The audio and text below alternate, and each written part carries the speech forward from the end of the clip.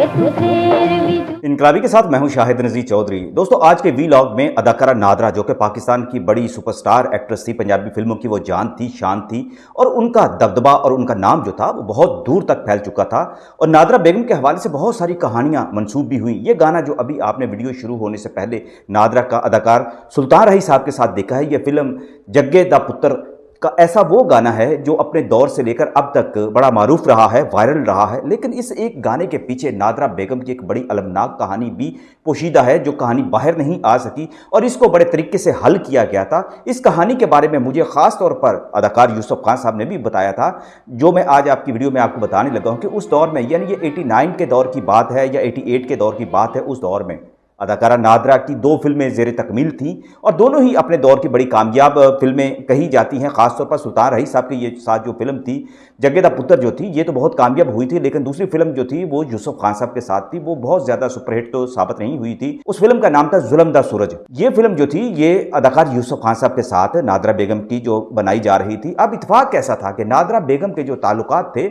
इस हवाले से अब बहुत सारे लोगों को मालूम है कि नादरा बेगम अपने दौर की चूंकि कामयाब तरीन एक अदाकारा से ज़्यादा एक डांसर के तौर पर भी उनका बहुत ज़्यादा नाम लिया जाता था, और वो खूबसूरती में दूसरी जितनी भी अदाकाराएँ थी, रीमा, मदिहा शाह, नरगस, सबको पीछे छोड़ गई हुई थी, और उनका हुस्न जो था भुला करता था, इसलिए उन्हें वाइट रोज़ भी कहा जाता था। कहा जाता है कि उस दौर में जब ये फिल्में दोनों बन रही थी तो अचानक ऐसा कुछ हुआ, या नादरा बेगम के सितारे जो थे या वो गर्दिश में आ गए, लेकिन फिर ये सितारे गर्दिश में से निकाले कैसे थे, ये यूसुफ खान साहब ने निकाले थे, जो आज की इस छोटी सी वीडियो में मैं आपको सुनाने लगा हूँ। ये वाकया लंबी तफसीलात मैं इसलिए नहीं बयान करूंगा, फिर वीडियो आप कहेंगे कि लंबी हो गई, लेकिन वाकया इंतहाई इंटरेस्टिंग है। कहा जाता है उस दौर में नादरा बेगम पर ताहिर प्रिंस नामी जो बहुत बड़ा लाहौर का डॉन था, वो बड़ा मेहरबान हो गया था, और उनकी जो एक तरह से वो नादरा बेगम को अपने पास बुलाया भी करते थे। बाद में तो ये 90s के बाद में तो नादरा बेगम और आतिफ चौधरी के जो ताल्लुकात थे वो भी आपके सामने मैं अपनी पुरानी वीडियो के अंदर मैं पेश कर चुका हूं कि किस तरह मजबूर करके आतिफ चौधरी नादरा बेगम को बुलाया करते थे। लेकिन उससे पहले जो ताहिर प्रिंस जो थे, जिनका जो इलाका जो था वो टकसाली के करीब था, यानी कि बाज़ार हुस्न के पास ही उनका इलाका था, बलालगंज का जो पूरा इलाका था, वहाँ ताहिर प्रिंस का एक राज था। नादरा बेगम के साथ उनके रवाबत ज़ाहिर है कि उस दौर में जितनी भी एक्ट्रेसेस थी जिनका बाज़ार हुस्न से ताल्लुक़ हुआ करता था, और वो जो जब ऊपर नुमायाँ होने के लिए अपने हाथ पांव मारा करती थी, तो उनका किसी न किसी डांस से बाहर से लोगों के साथ राब्ता हुआ करता था, जो उनके रास्तों को कुशादा कर दिया करते थे। इन मेहरबान लोगों की वजह से वो बहुत तरक्की किया करती थी, वो उनके दिल भी जीता करती थी और उनकी जेबें भी खाली किया करती थी। और ये सब ऐसे नहीं होता रहा। इसके हवाले से बहुत सारी जो आपको और लोग भी गवाहियां दे सकते हैं, खुद आप अपने कमेंट्स में अपने तजर्बात की रोशनी में ये बात भी बता सकते हैं कि ऐसे बहुत सारे वाक़या जो है कि हकीकत रखते हैं। ताहिर प्रिंस साहब जब कहा जाता है कि जेल में से जब रहा हुए, तो उनके जश्न के हवाले से एक तकरीब का इनकाद किया गया, तो और कहा गया, लोगों ने फरमाइश कर दी कि हम तो ख़ास तौर पर नादरा बेगम का इसमें डांस भी देखना चाहते हैं, रात को एक महफिल सजाएंगे। तो उस दौर में सुल्तान रही के साथ उनकी फिल्म का यही गाना जो था ये पिक्चराइज हो रहा था, तो नादरा बेगम उनको अवेलेबल नहीं थी, तो पैगाम भिजवाया गया नादरा बेगम को वो कि ताहिर प्रिंस के हजूर में पेश हों, क्योंकि आज जश्न मनाया जा रहा है। लेकिन नादरा बेगम तो उस दिन बहुत ज़्यादा मसरूफ़ थी और उनको गाना भी ज़रूरी जो था ये रिकॉर्ड कराना था, लेकिन उन पर इतना दबाव बढ़ गया कि लोग उनको अगवा करने के लिए आ गए और सेट पर चले गए और स्टूडियो में जाकर उन्हें कहा कि उन्हें आज अभी फौरी तौर पर हमारे साथ जाना होगा, फंक्शन में हिस्सा लेना होगा। तो ये बात नादरा बेगम को बड़ी नागवार भी लगी, लेकिन उनकी नागवारी की कोई हैसियत नहीं थी, क्योंकि वो कमज़ोर थी। शोहरत उनको मिल रही थी, लेकिन उनके पीछे जो डान होते थे असल में तो उनके सर पर ही वो सब कुछ किया करती थी। अवाम आम तौर पर इनको पसंद तो करती है ऐसी अदाकाराओं को जो अपने नाम से बहुत शोहरत और अपने काम से बहुत शोहरत हासिल कर लेती हैं, लेकिन अवाम को चूँकि इन अदाकाराओं की मजलूमाना ज़िंदगी और इनकी खुफिया ज़िंदगी के बारे में इतनी ज़्यादा मालूमात नहीं होती, वो इनकी मदद करने से भी उस मौका पर कैसे आगे आ सकते हैं जब उन्हें पता ही नहीं होता हालात का। तो कानून तो बिल्कुल इनकी मदद नहीं करता। कहा जाता है कि सुल्तान रही साहब इस गाने की रिकॉर्डिंग के लिए वहाँ पर मौजूद थे, लेकिन नादरा बेगम को वहाँ से ले जाया गया और नादरा बेगम ना अगले दिन ना उससे अगले दिन 2-3 दिन तक जो है वो इस गाने की रिकॉर्डिंग के लिए अवेलेबल नहीं हुई थी। अब ऐसा हुआ कि इस गाने को हर सूरत में चुके रिकॉर्ड करना था, और ये गाना जो है क्लाइमेक्स गाना था वजाहत अतरे की मौसीकी में और मलका तरन्नुम नूर जहाँ का ये गाना सुनकर ही ये कह दिया गया था कि ये गाना अपने दौर का सुपरहिट होगा, और हकीकत भी यही थी। ये फिल्म की जान था ये गाना। अब ऐसा किया कि ये सोचा गया कि इस गाने की रिकॉर्डिंग जो है अब लाहौर में ना की जाए, लाहौर से बाहर किसी जगह पे कर ली जाए। खैर नादरा बेगम ने उस मौका पर जब सुल्तान राही साहब ने कहा कि इस गाने में आपने बहुत ज़्यादा देर कर दी है, आपको इन चीज़ों को मैनेज करना चाहिए था, तो नादरा बेगम सुल्तान राही साहब के सामने रो पड़ी और कहने लगी, भाई साहब मुझे बताएं कि मैं क्या करूं, मुझे बताएं, हम मजबूर औरतें हैं, किस तरीके से खुद को बचा सकती हैं, आप हमारी मदद करें। सुल्तान राही साहब कहने लगे कि हम किस तरह से आपकी मदद कर सकते हैं जब तक आप अपनी मदद आप खुद नहीं करेंगे। खैर किसी न किसी तरह से सुल्तान राही साहब ने इस गाने को रिकॉर्ड करवाया और ये कहा जाता है ये गाना स्टूडियो की बजाय, फिर स्टूडियो के सेट की बजाय बाहर कहीं पर रिकॉर्ड हुआ और इसके बाद अगला जो मरहला था वो भी बड़ा एक अजीबोगरीब हो गया था। अब ऐसा होता था कि नादरा बेगम चूंकि अपने दौर की बड़ी महंगी अदाकारा भी थी और उनके हवाले से ये बात मशहूर थी कि उन्हें प्राइवेट महफिलों में जब बुलाया जाता है तो उनको लाखों जो है उनकी कीमत अदा की जाती है और इसकी बुनियादी वजह भी ये थी कि उनकी खूबसूरती और उनके डांस का शुमार जो था वो दूर दूर तक जो है वो फैल चुका था, उनका चर्चा जो था दूर दूर तक फैल चुका था और उनका जो शुमार होता था उसमें कोई और अदाकारा उस सफ में शामिल नहीं हो सकी थी। वो सबसे महंगी अदाकारा थी और ये ऐसा था कि नादरा बेगम रात और दिन कहते हैं कि तकरीबन 18 से 19-20 घंटे तक भी वो मसरूफ़ रहा करती थी। उनके पास पैसा भी बहुत ज़्यादा आ रहा था, फिल्में भी बहुत ज़्यादा आ रही थी। ऐसे ही करते करते यूसुफ खान साहब के साथ उनकी फिल्म जुल्म दा सूरज का जब यही गाना जो मैं अभी आपको दिखाने लगा हूं जिसमें यूसुफ खान साहब घोड़े पर बैठे हैं और नादरा बेगम उनके इर्द गिर्द जो नाच रही हैं, इस गाने की जब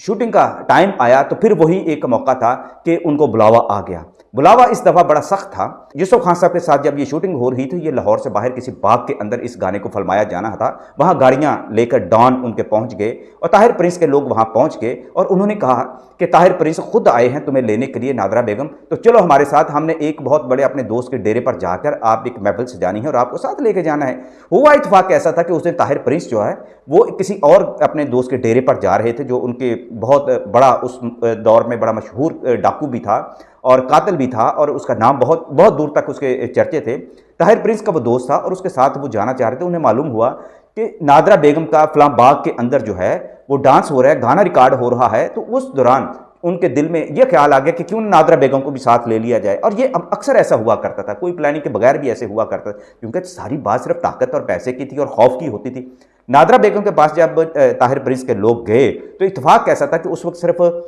नादरा बेगम के जो शार्ट्स थे रक्स के वो रिकॉर्ड हो रहे थे और यूसुफ खान साहब घोड़े पर ही बैठे हुए थे और एक तरफ दरख्त के नीचे वो खड़े थे।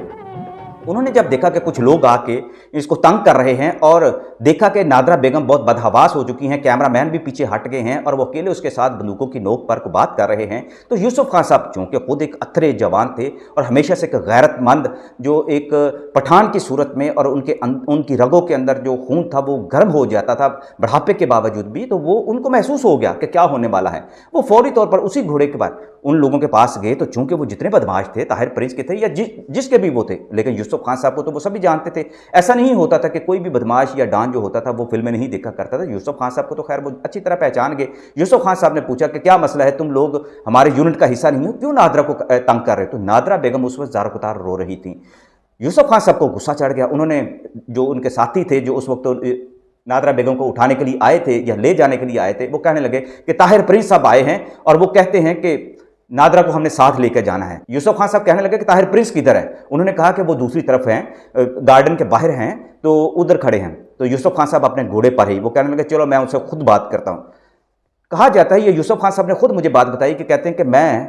ताहिर प्रिंस के पास जब गया, घोड़े पर उसकी गाड़ी के पास गया, वो करोला अपनी गाड़ी के ऊपर था, आगे पीछे भी उसकी गाड़ियां खड़ी थी, उसके गनमैन खड़े थे। इत्तेफाक कैसा है कि जैसे ही ताहिर प्रिंस ने मुझे देखा कि मैं घोड़े पर आ रहा हूं, वो गाड़ी से निकलकर खुद मेरे पास आया और मेरे कदमों को उसने हाथ लगाया और कहने लगा खान साहब आप किधर? तो मैंने कहा भाई नादरा का गाना मेरे साथ फिल्माया जा रहा है और मैंने सुना है कि तेरे लोग आके उसको तंग कर रहे हैं और तू उसको लेकर जाने क्या रहा है, और मैंने सुना है कि तू उसको अपने साथ लेकर जाना चाहता है। यार शूटिंग तो हमें कर लेने दिया करो, पहले ही पाकिस्तान में कौन सी फिल्में हमारी कामयाब होती हैं और इतनी थोड़ी सी तो फिल्में होती हैं, और वो भी जब आप इतना डर और खौफ पैदा कर देते हैं तो एक्ट्रेसेस कहाँ पर इतनी अदाकारी कर सकते हैं। तो यूसुफ खान साहब कहते हैं कि मेरी बात सुनकर ताहिर प्रिंस हंसने लग पड़ा और कहने लगा खान साहब आपने कह दिया तो आज के बाद आप समझ लें कि नादरा बेगम जो है वो आपके लिए हमने फ्री कर दी है। आपके साथ जब भी वो गाने में होगी, सेट पर होगी, तो कभी मेरा कोई बंदा भी नादरा बेगम को बुलाने के लिए नहीं आएगा। यूसुफ खान साहब कहते हैं कि ये बात उसने जो साबित भी की बाद में, मैंने नादरा से भी कहा कि वो तुम्हें अब तंग नहीं करेगा,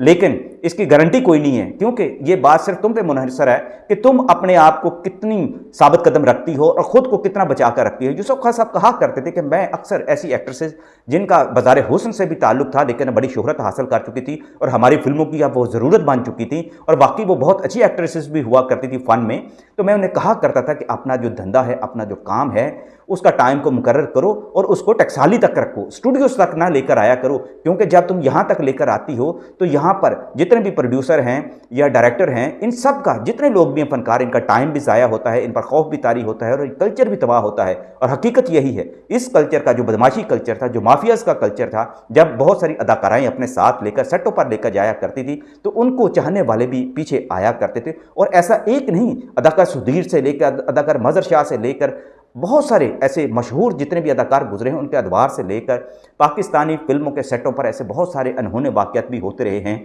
कि अपने दौर के बड़े बड़े डिकेट, बड़े बड़े डाकू, जालिम, कातिल जो थे, माफियाज जो थे, वो सेटों पर आते थे, एक्ट्रेसेस के साथ बैठकर गप्पे शप्पे भी मारा करते थे। तो यूसुफ खान साहब कहा करते थे कि हमने अपने तौर पर तो पाकिस्तान की फिल्म इंडस्ट्री को बचाने की बहुत कोशिश की है, माहौल को साफ़ सुथरा रखने की बहुत कोशिश की है। जैसे कि यूसुफ खान साहब ने जितने भी स्टूडियो से वहाँ से शराब का खात्मा कराया था, तो वो कहा करते थे कि मैं अकेला कहाँ तक करूँ,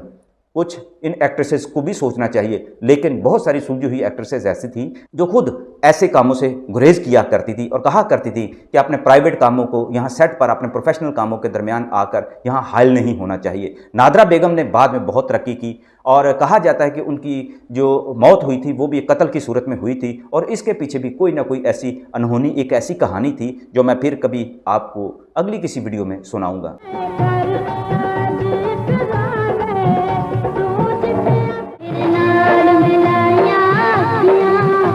मिलाया